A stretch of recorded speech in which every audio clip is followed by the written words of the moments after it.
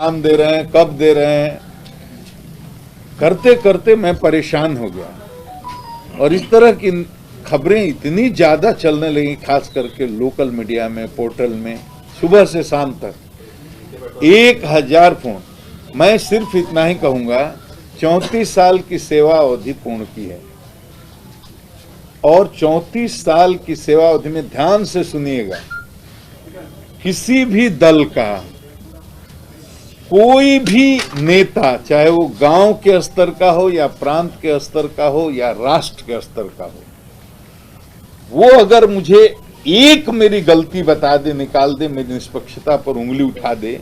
जितने बिहार 34 साल में चुनाव हुए मैंने कराया है और 34 साल में अधिकांश समय मैं फील्ड में रहा हूं। कोई भी आदमी बता दे कि कहीं भी मैंने पूर्वाग्रह से ग्रसित होकर के किसी व्यक्ति को या किसी दल विशेष को लाभ पहुंचाने की कोशिश की या नुकसान पहुंचाने की कोशिश की, आज तक किसी भी दल के, किसी भी स्तर के, किसी भी नेता ने मेरी निष्पक्षता पर उंगली नहीं उठाई है। मैंने कुछ नहीं किया।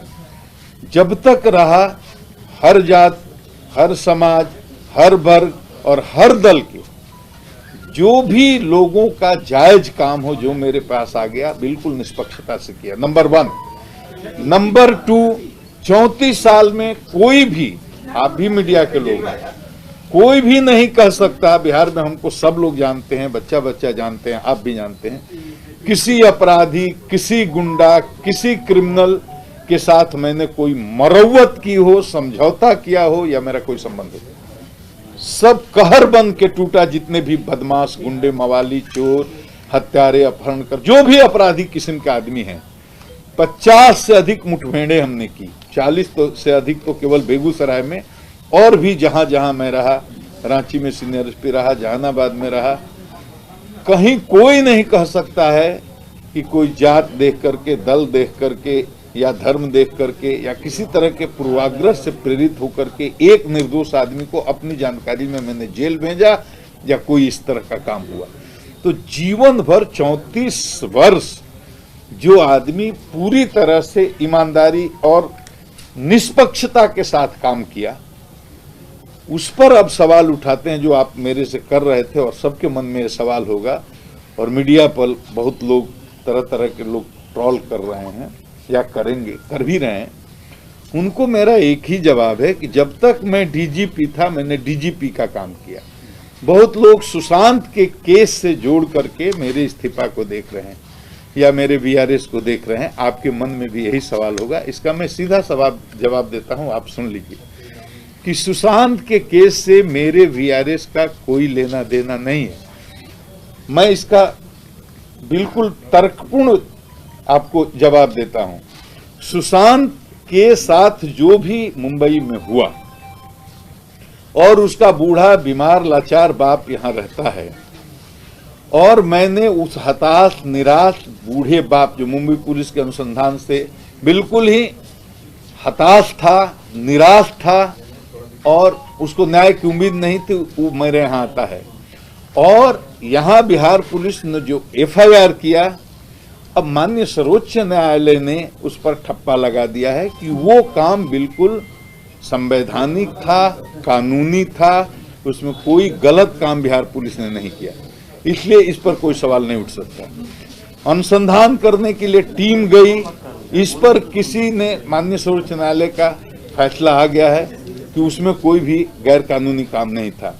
मेरी अनुशंसा पर बिहार सरकार ने सुशांत वाले मामले को जो सीबीआई को सौंप दिया, उस पर भी हल्ला हुआ कि अधिकार ही नहीं है। माननीय सर्वोच्च न्यायालय ने अपने वर्डिक्ट में ये भी स्टैब्लिश कर दिया कि जो भी बिहार सरकार ने ये काम किया, सर्वोच्च सीबीआई को केस सौंपने का, उसमें कुछ भी गैर कानूनी नहीं था। हमारे अधिकारियों के साथ बेइज्जती हुई, उसके बाद मैंने हंगामा शुरू किया। हमारे अफसर को क्वारंटीन किया गया, उसके बाद मैंने हंगामा, प्रोटेस्ट करना शुरू किया। उसमें कुछ भी गलत नहीं था, क्योंकि माननीय सर्वोच्च न्यायालय ने खुद कहा कि जिस तरह से पटना के एक वरीय पुलिस पदाधिकारी को क्वारंटीन किया गया है, वो गलत है। तो जो भी मैंने किया एक डीजीपी की हैसियत से, और मैंने वो किया। और मैं लड़ा बिहार की अस्मिता के लिए, बिहार की प्राइड के लिए, सुशांत को न्याय के लिए मैं उस लड़ाई को लड़ा। और मामला वो अब सीबीआई अनुसंधान कर रही है, मेरी भूमिका वहीं तक थी, उसमें कुछ नहीं है। बहुत लोग ये भी कह रहे हैं कि जोड़ करके देख रहे हैं कि वो सुशांत के मामले को आप इसलिए कर रहे थे कि आपको राजनीति में जाना था।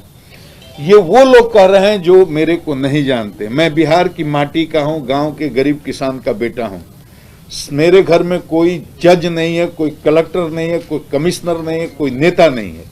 मेरे पिताजी अनपढ़ थे, मेरी माँ अनपढ़ थी, मेरे बाबा अनपढ़ थे, मेरी दादी अनपढ़ थी, मेरे परदादा अनपढ़ थे, मेरी परदादी अनपढ़ थी। मेरे किसी भी 4 पुश्त में कोई स्कूल नहीं गया।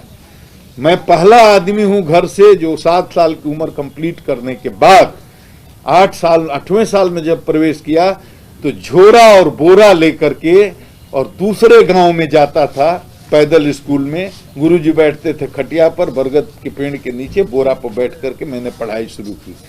और गांव में न सड़क थी, न बिल्ली थी, न स्कूल था, न अस्पताल था। उस माहौल से निकला हूं, सेल्फ मेड आदमी हूं। मैंने जीवन में केवल संघर्ष किया है और संघर्ष करके आज इस मुकाम तक पहुंचा। IRS में गया, IPS में गया। मेरे काम करने का तरीका हमेशा, आज जो सुशांत को बताइए, मैं जब बेगूसराय में चतरा में जब मैं था SP, पहली मेरी पोस्टिंग थी, तो मैं भूइया लोग हैं, गंजू लोग हैं, जो दलित, महादलित, शोषित, वंचित समाज के लोग हैं, उनके घर में जाता था। मैंने पहली बार गरीबी की परिभाषा जानी, गरीबी क्या होती है। कि साल में 3 महीने तक महुआ उबाल करके खा करके लोग जीते थे। मैं नहीं सोचता था कि ऐसा भी होता है। उस गरीबी को मैंने देखा और लोगों के बीच कम्युनिटी पुलिसिंग की। उसी समय हिंदू, मुस्लिम, सिख, ईसाई सब लोगों को लेकर के चलने का मेरे मन में जो संकल्प हुआ, बेगूसराय में 600-700-800 गांव में मैंने युवाओं को संगठित करके और शांति के लिए संघर्ष का नारा देते हुए काम शुरू किया। उस समय बिहार में सबसे टॉप नंबर पर अपराध के मामले में शीर्ष पर बेगूसराय जिला हुआ करता था। और रंगदारी और अपहरण और डकैती, हर तरह के अपराध हुआ करते थे। दियारा में भी आतंक था। लेकिन करीब करीब 40 मुठभेड़ें हुई, आप बेगूसराय के लोगों से पूछिए। और पूरी 93 और 94 के जो अपराध के आंकड़े हैं बेगूसराय के, उस पर पहले शोध करिए। शोध करके आप देखिए, फिरौती के लिए अपहरण शून्य, रोड डकैती शून्य, पेट्रोल पंप लूट शून्य, बैंक लूट शून्य, बड़े अब ये रंगदारों के बीच में जो गिरोहों के बीच में संघर्ष चलता था वो शून्य। एकदम वो आंकड़ा देखने लायक है और बिहार के लोगों को, खास करके मीडिया के भाइयों को उस पर शोध करना चाहिए। क्या बदला था उस समय, क्या बदला था? न पुलिस के पास आधुनिक संसाधन थे, न भवन थे, न गाड़ियां थी। हथियार के नाम पर वही पुराना 303 राइफल होता था, कुछ भी नहीं था। और उस जमाने में अपराधी AK-47 रखते थे, जो अपने मेरे दबाव के कारण घर पर खुद ही AK-47 फेंक कर गए थे। और बिहार के AK-47 की रिकवरी, पहली रिकवरी वो 93 में वो हमने की थी, जब बिहार में बिहार फोर्स पुलिस के पास भी AK-47 नहीं हुआ था। और लोगों को लाखों की संख्या मैंने संगठित किया और उनके सहयोग से ये मुठभेड़ें हुई और हजारों अपराधियों ने 6 महीने के अंदर सरेंडर किया। बेगूसराय में राम राज्य की स्थिति हुई। उसके बाद में अयारा नरसंहार होता है, 13 आदमी पर गोली चला करके मार दिया जाता है और 1 घंटा के अंदर कैबिनेट बैठती है। मेरे को कहा जाता है कि आप जाकर के जहानाबाद शांत कीजिए। पूरा मगध में आप देख लीजिए, ये जहानाबाद हो या अरवल हो या ये गया हो, ये पूरे नरसंहार में जल रहा था। जातीय संघर्ष हो रहे थे और चरमपंथी जो वामपंथी शक्तियां हैं उनके बीच में और दूसरी ताकतों के बीच में संघर्ष चल रहा था। बड़े बड़े जनसंहार हुए, चाहे वो बातें हो, चाहे वो सेनारी हो, चाहे वो मियाँ चक हो, और उसके पहले छोटे छोटे संघार बहुत हुए। उस जलते हुए मौके पर मुझे उस मगध प्रमंडल में काम करने का मौका मिला। जहानाबाद का SP, अरवल का SP, औरंगाबाद का SP, जहां रहा मैंने, मेरे टाइम में एक भी जनसंहार नहीं हुआ। गांव गांव 2 अंगरक्षक के साथ 24 घंटे दौड़ता था। दलितों के घर पर जाता था, वंचितों के घर पर जाता था, शोषितों के घर पर जाता था, सवर्णों के घर पर भी जाता था और मैं अपील करता था और सब मेरी बात मानते थे। उस समय कौन हमको राजनीति करनी थी, आप बताइए। बेगूसराय में हमने 800 गांव में लोगों को जुटाया, उस समय कौन राजनीति करती थी। ये बाढ़ में एसपी ज्वाइन किया, 10 साल एक महादलित के बच्चे ने मुझे खाना बना करके खाना खिलाया, उस समय मुझे कौन राजनीति करनी थी। आज से 8 साल पहले मैंने अपने घर में, अपने आंगन में, अपने गांव के रामनाथ राम जो हमारे दलित समाज के आते हैं, उनकी बेटी की शादी की मैंने और मेरी पत्नी ने कन्यादान दिया। ये समाज का एक क्रांतिकारी कि मैं ब्राह्मण हूं और ब्राह्मण के घर में महादलित परिवार के बेटी की शादी हुई और हम और हमारी पत्नी ने उसको कन्यादान दिया। आप पता कर सकते हैं उस समय हमको कौन चुनाव लड़ना था, कौन राजनीति करनी थी। उसके बाद हम जहां जहां रहे हैं, औरंगाबाद में मैंने गांव गांव में शांति निगरानी समिति बनाई, 54,000 उसके सक्रिय सदस्य हैं। 25 साल पहले मैं औरंगाबाद में था, कामेश्वर वैद्य आज भी उसके अध्यक्ष हैं। आप जाके औरंगाबाद में सर्वे कीजिए, वो 54,000 लोग आज भी हमसे जुड़े हैं, सबका नाम है, नंबर है, फोटो है, रजिस्टर है और हजारों आपस के मामलों को उसके माध्यम से निपटाया गया। और गांव में जाता था, लोगों से मीटिंग करता था। उस समय हमको कौन चुनाव लड़ना था बताइए। तो उसके बाद जहां भी मुजफ्फरपुर में मैं रहा 6 साल, एसपी रहा, डीआईजी रहा, आईजी रहा, एडीजी रहा। आप बताइए, चारों तरफ मुजफ्फरपुर से लेकर सीतामढ़ी से लेकर के और बेतिया, बगा, मोतिहारी हजारों नौजवानों का संगठन खड़ा किया। किस लिए खड़ा किया कि भाई अपराध नियंत्रण के लिए, विधि व्यवस्था के संधारण के लिए जब तक जनता साथ नहीं रहेगी, जनता का विश्वास नहीं रहेगा, आप कुछ भी नहीं कर सकते हैं, आप अपने मिशन में सफल नहीं हो सकते हैं पुलिसिंग में। तो वो मैंने किया। और कहीं भी आप जानते हैं, आप ही सब गवाह हैं कि बिहार में कहीं भी सांप्रदायिक उन्माद पैदा होता है तो गुप्तेश्वर पांडे को क्यों भेजा जाता था, आप बताइए।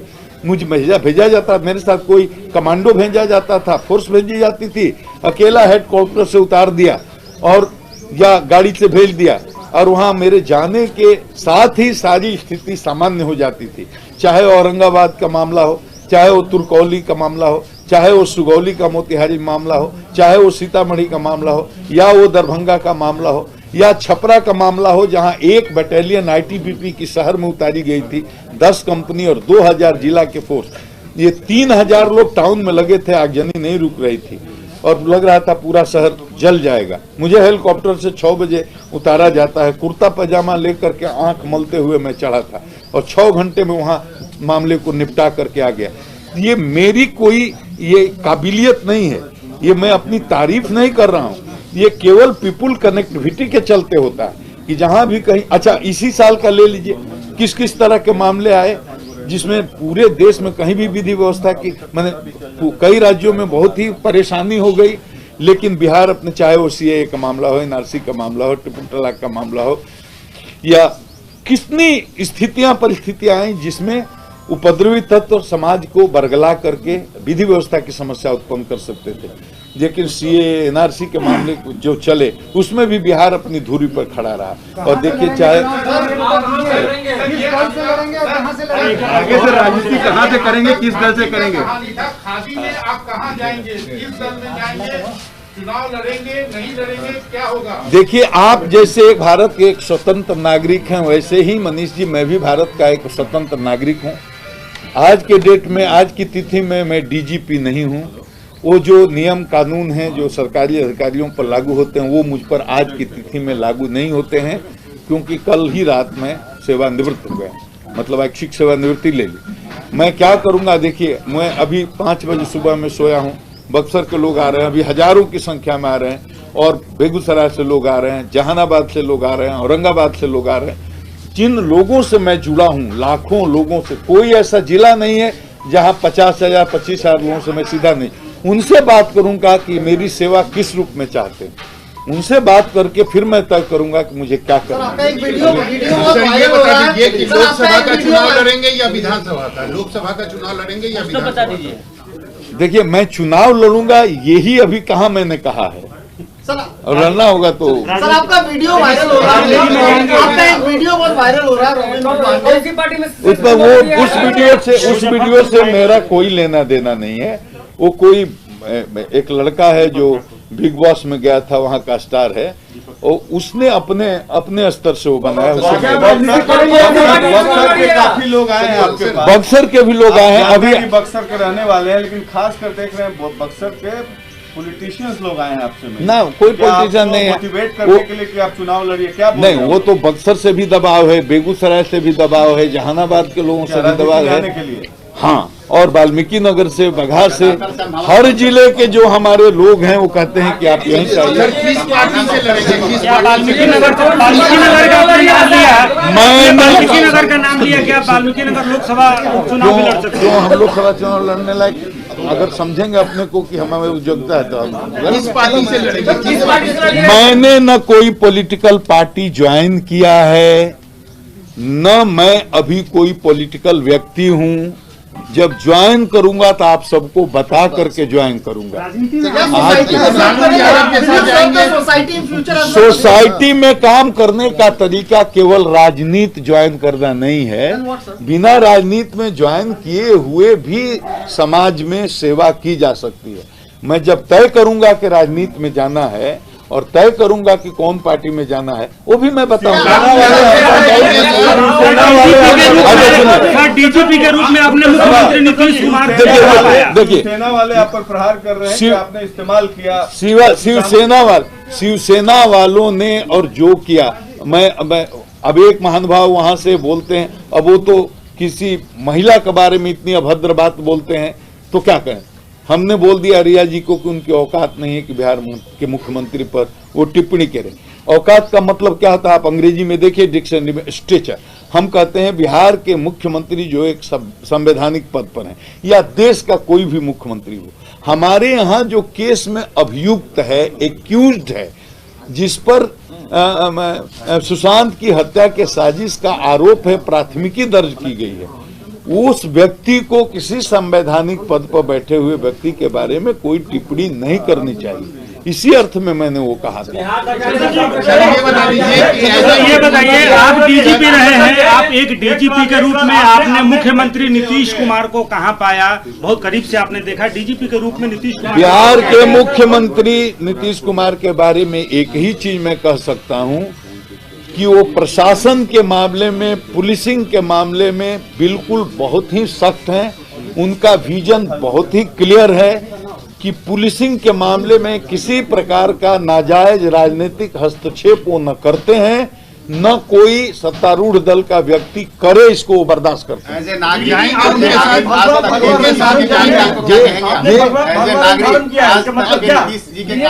मैं रोज, अब आप मेरी हर चीज को राजनीतिक ढंग से मत देखिए, कभी पीली गमछी, कभी जी जिला पहनेंगे तब आप थैंक यू।